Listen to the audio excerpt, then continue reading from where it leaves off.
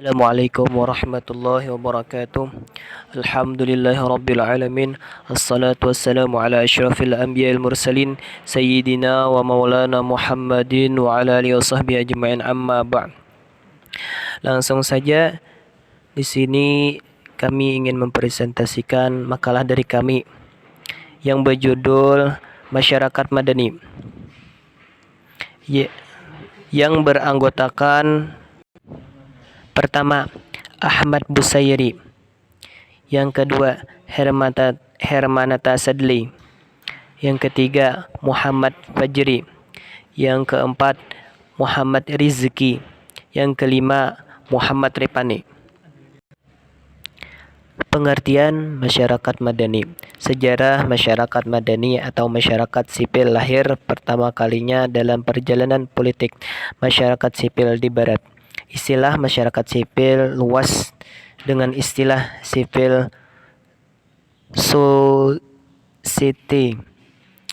yang definisikan oleh para ahli bahwasanya karakter dari masyarakat sipil sebagai komunitas sosial dan politik pada umumnya memiliki peran dan fungsi yang berbeda dengan lembaga negara. Istilah masyarakat madani dimunculkan pertama kalinya di kawasan Asia Tenggara oleh cendekiawan Malaysia yang bernama Anwar Ibrahim. Masyarakat madani berbeda dengan masyarakat sipil Barat yang berorientasi penuh pada kebebasan individu. Menurut mantan Perdana Menteri Malaysia itu, masyarakat madani adalah sistem sosial yang tumbuh berdasarkan prinsip moral yang menjamin keseimbangan antara kebebasan individu dan masyarakat yang berupa pemikiran, seni, pelaksanaan pemerintahan yang berdasarkan undang-undang dan bukan nafsu keinginan individu. Sejarah singkat masyarakat madani. Pada masa sekarang, konsep civil society dikenal dengan istilah koinonia politike, yaitu semua komunitas politik tempat warga negara dapat terlibat langsung dalam peraturan ekonomi politik dalam mengambil keputusan. Istilah koinonia politike dikemukakan Aristoteles untuk menggambarkan sebuah masyarakat politis dan etis di mana warga negara di dalamnya berkedudukan sama di hadapan hukum, yang kemudian mengalami perubahan dengan pengertian civil society, yaitu masyarakat sipil di luar dan penyeimbang warga negara. Namun John Locke kehadiran civil society untuk melindungi kebebasan dan hak milik warga negara. Mengingat sifatnya seperti itu, civil society tidak absolut dan tidak membatasi peranannya pada wilayah yang tidak dapat dikelola warga negara untuk memperoleh haknya secara adil dan profesional. Karakteristik masyarakat madani. Munculnya masyarakat madani disebabkan unsur-unsur sosial dalam tatanan masyarakat. Unsur tersebut merupakan kesatuan yang saling mengikat dan menjadikan karakter khas masyarakat madani. Unsur pokok yang harus dimiliki masyarakat madani yaitu: 1. Wilayah yang bebas merupakan sarana untuk mengemukakan pendapat warga negara yang mana di dalamnya semua warga negara memiliki posisi dan hak yang sama untuk melakukan transaksi sosial dan politik tanpa rasa takut dan terancam oleh kekuatan-kekuatan civil society. 2. Demokrasi. Demokrasi adalah persyaratan mutlak lainnya bagi keberadaan civil society yang murni. Tanpa demokrasi, masyarakat sipil tidak akan terwujud, yang mana demokrasi adalah suatu tatanan politik sosial yang bersumber dan dilakukan oleh, dari, dan untuk warga negara. 3. Toleransi. Menurut Nur Khalis Majid, toleransi adalah persoalan ajaran dan kewajiban masyarakat melaksanakan ajaran itu. Jika toleransi menghasilkan tata cara pergaulan yang menyenangkan antara kelompok yang berbeda-beda, maka hasil itu dipahami sebagai hikmah atau manfaat dari ajaran yang benar. 4. Kemajemukan. Disebut juga pluralisme, yang tidak hanya dipahami sebagai sebatas sikap harus mengakui dan memahami kenyataan sosial yang beragam, tetapi harus disertai dengan sikap tulus untuk menerima kenyataan pandangan sebagai sesuatu yang alamiah dan rahmat Tuhan yang bernilai positif bagi kehidupan masyarakat. 5. Sosial adalah adanya keseimbangan dan pembagian yang proporsional atas hak dan kewajiban warga negara yang mencakup segala aspek kehidupan ekonomi, politik, pengetahuan, dan perlengkapan.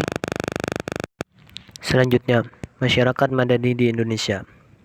Yang pertama, pandangan integrasi nasional dan politik menyatakan bahwa sistem demokrasi tidak mungkin berlangsung dalam kenyataan hidup sehari-hari.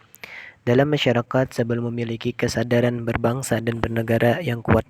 Bagi pengikut pandangan ini, praktik demokrasi ala barat hanya akan berakibat konflik antara sesama warga bangsa. Yang kedua, pandangan reformasi sistem politik demokrasi merupakan pandangan yang menekankan bahwa untuk membangun demokrasi tidak usah terlalu bergantung pada kepentingan ekonomi.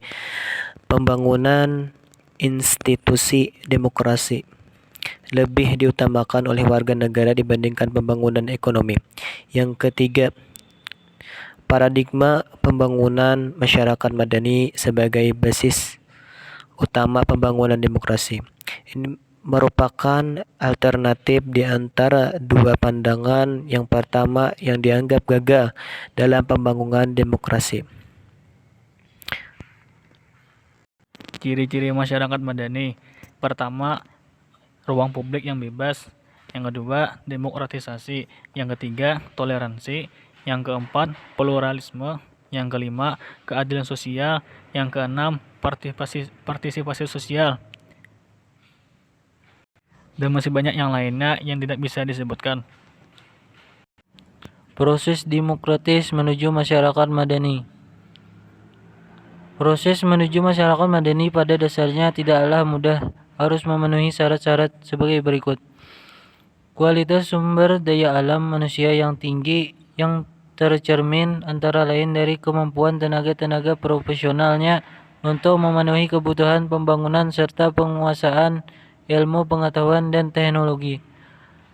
2. Memiliki kemampuan memenuhi kebutuhan pokok sendiri maupun mengatasi ketergantungan agar tidak menimbulkan kerawanan terutama bidang ekonomi.